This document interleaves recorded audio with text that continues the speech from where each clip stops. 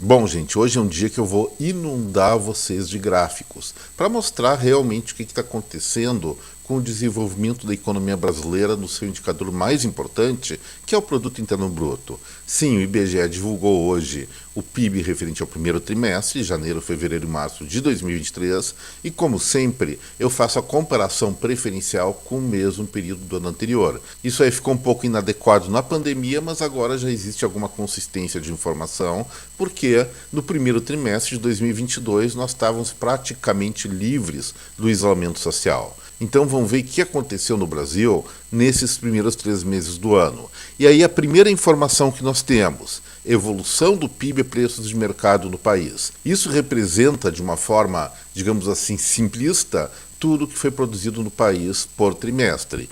E nós temos aí um belo dado que há muito tempo nós não tínhamos, desde lá da recuperação da pandemia, quando a nossa economia cresceu 12,3%, no segundo trimestre de 2021, porque no segundo trimestre de 2020 estava todo mundo preso em casa, então foi fácil crescer, porque naquele período anterior de 2020 não se produziu quase nada, e agora a alta, dentro de uma comparação onde estava todo mundo trabalhando, cresceu 4%. Será que isso é um percentual bom? Claro que é, bem acima da média que o Brasil está acostumado nas últimas décadas. Mas será que é consistente? Será que vai continuar assim? Será que o Brasil vai continuar alavancando o seu crescimento? Olha, gente, aí eu vou dizer que não, e eu vou mostrar para vocês. Primeiro, vamos dar exemplo para esclarecer muito bem o que está acontecendo. Vamos retornar, então, aos tempos de escola. Eu era um aluno que não era muito fanático pelos estudos, que minha filha não ouça isso agora, porque eu tenho que dizer nesse momento ao contrário para ela, mas ela não me assiste mesmo, tudo bem. Problema é o seguinte, sempre numa turma de escola tem aqueles alunos mais compenetrados, mais crentes, como a gente chamava naquele tempo, e aqueles mais vagabundos que não queriam saber dos livros, só queriam saber de ficar enchendo o saco dos outros e fazer bagunça nas aulas. Isso é normal, é construção de personalidade, e os professores que arranquem os cabelos para suportar uma galerinha um tanto quanto impertinente.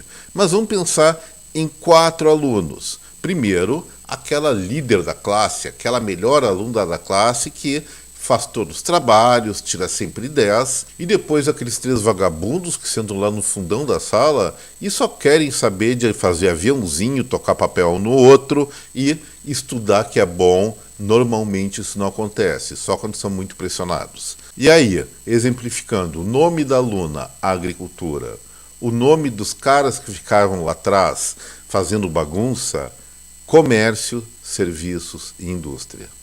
A agricultura fez todos os trabalhos, tirou 10 em todas as provas e ainda por cima fez alguns serviços extras, ficando com nota mais do que positiva. E a gurizada lá de trás, mais preocupada em se divertir, se contentou em conseguir nota apenas para passar de ano. Mais ou menos isso que acontece, gente.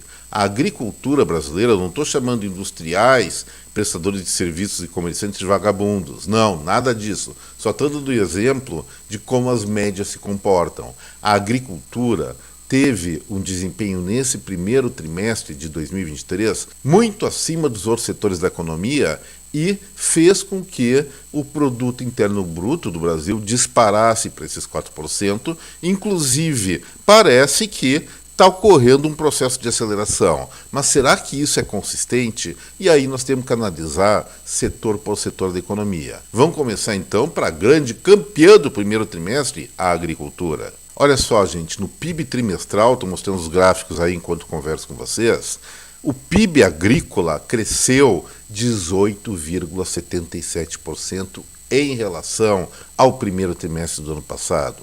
Isso mesmo que a agricultura seja, dentre os segmentos, setores da economia brasileira, o menos representativo na questão de geração de valor, há muito tempo esse grupo de negócios, esse grupo de empreendedores rurais vem segurando nas costas o Brasil, inclusive ampliando a sua fatia de participação na produção total. Dessa vez, depois de uns primeiros trimestres anteriores meio capenga, houve uma alta de 18,77%, como eu falei, no primeiro trimestre agora de 2023, frente a 2022.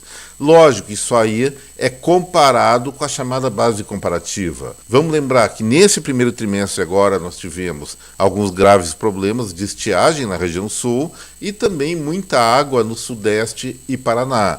Mas em 2022, essa situação foi muito pior, a seca foi pior e as cheias nas outras regiões do país também foram muito mais graves. Então, pegando a colheita, pegando a safra, a produção de carnes e outras coisas, desse primeiro trimestre, mesmo que não tenha sido perfeito, foi muito melhor que o primeiro trimestre de 2022, perfazendo esse crescimento de 18,77%, que, sim, alavancou o PIB brasileiro. Mas depois disso, agora partindo para os outros setores, a coisa começa a mudar um pouco de figura e me deixou muito preocupado o que eu observei.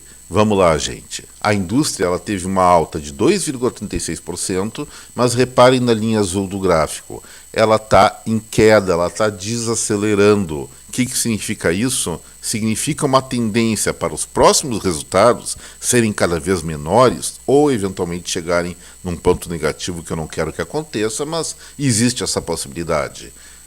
Então gravou, indústria cresceu 2,36%, Brasil 4% em função da alavancagem agrícola e a indústria, sim, ela está desacelerando. Vamos para a construção civil, então. Nesse caso, olha só o que está acontecendo nos últimos trimestres. De 10,31% no segundo trimestre do ano passado, nós passamos a 1,51% de alta agora no primeiro trimestre de 2023. Ou seja, é uma desaceleração, pode ver de novo pela linha azul, até analisado a vermelha, muito, mas muito intensa mesmo. Isso, evidentemente, tem a ver com a alta de juros da Selic, mas a gente não pode simplesmente falar de política monetária isolando apenas a construção civil. Envolve uma série de coisas. Mas, sim, o setor da construção civil está em franca desaceleração, deve fechar no negativo no segundo trimestre, conforme essa tendência, em função dos juros elevados, prejudicando o financiamento habitacional especialmente. Já o setor de serviços, olha só, um crescimento de 2,9%. Repetindo, desculpa se eu estou sendo chato repetir, mas é sempre bom ter foco isso aí, questão temporal. Primeiro trimestre de 2023 frente ao primeiro trimestre de 2022. Uma alta, como eu falei, de 2,9%. Nos trimestres anteriores, esse resultado estava próximo ou até superior a 4%.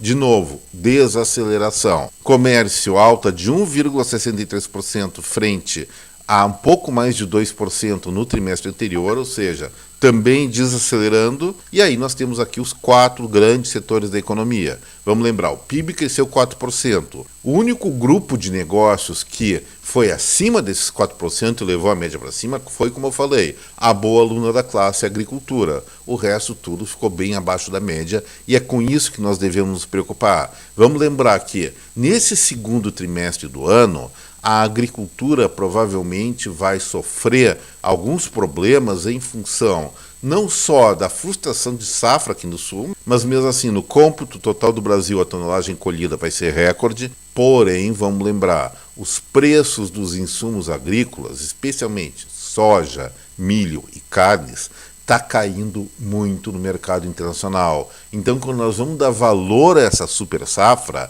ela vai valer muito menos do que valia por tonelada no ano passado. E isso vai significar, evidentemente, maiores dificuldades para fazer um indicador positivo de PIB agrícola no segundo trimestre do ano, abril, maio e junho. Mas então, voltando ao primeiro trimestre, a agricultura estourou a boca do balão, cresceu padedel, enquanto os outros setores da economia tiveram um desempenho um tanto quanto tímido, com perspectivas de desaceleração, e é isso que nós temos que ter em mente para dar uma olhada lá no futuro. Outros indicadores compostos do PIB, mas que não compõem a riqueza gerada, faz parte da riqueza, mas não compõem a medida do valor da produção, é consumo das famílias. Continuou crescendo sim, Mas vamos pegar o seguinte, no terceiro trimestre de 2022 era uma alta de 4,63%, passando para 4,28% no quarto trimestre do ano passado,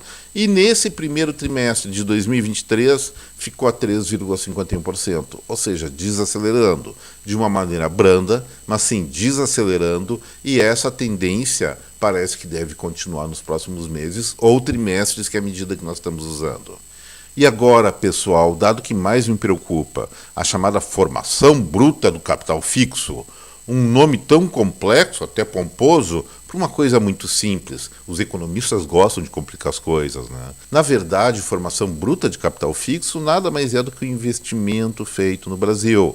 Então, aí, pela ilustração, o que nós estamos vendo? No terceiro trimestre de 2022, houve um crescimento de 5%, que eu até acho um pouco inadequado, poderia ter sido muito mais. Recuou esse crescimento para 3,45% no quarto trimestre do ano passado, chegando no primeiro trimestre desse ano a uma alta de apenas 0,77%. Ou seja, muito pouco crescimento do investimento, e se o investimento não cresce, não surgem novos negócios, não surgindo novos negócios, menos oportunidades, menos emprego, menos chances para as pessoas prosperarem nesse país. Nem vou dizer por que isso está acontecendo, vou deixar essa avaliação por conta de cada um de vocês. Hoje eu só vou trabalhar nos números, as perspectivas que eles nos dão. Então, finalizando o PIB, gente.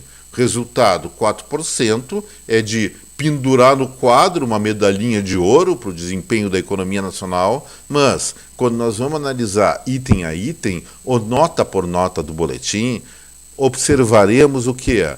Que esse resultado fantástico ele foi causado apenas por um setor da economia, a agricultura, que vai enfrentar problemas no segundo trimestre.